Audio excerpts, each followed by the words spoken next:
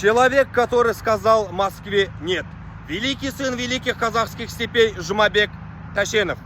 Уважаемые друзья, Ташенов первый раз сказал Москве «нет», когда Москва, конкурируя с Канадой и с Америкой, хотела на казахских землях возвысить целину.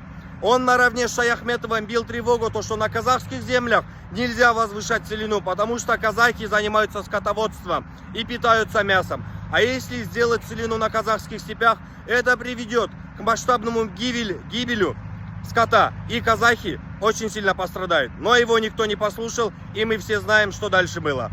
Второй раз Ташенов вышел против Москвы, когда Москва хотела, чтобы на казахских землях казахами правили чужеземцы, как в 1986 году поставили они Колбина.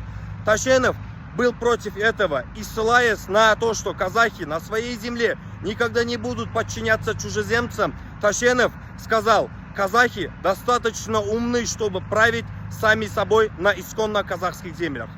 И самое главное, Ташенов третий раз вышел против Москвы, когда Москва хотела разделить казахские земли.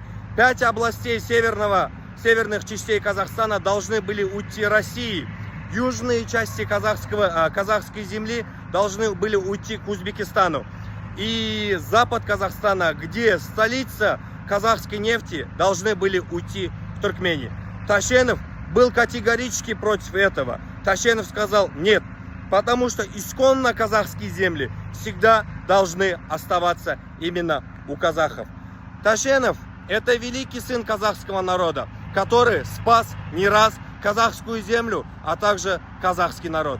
Уважаемые друзья, этот памятник был построен в 2021 году, если я не ошибаюсь. И я специально пришел сюда, чтобы почтить память великому казаху, великому сыну великих казахских степей. Вот такие люди, как Ташенов, для казахов являются героями, истинными героями казахского народа.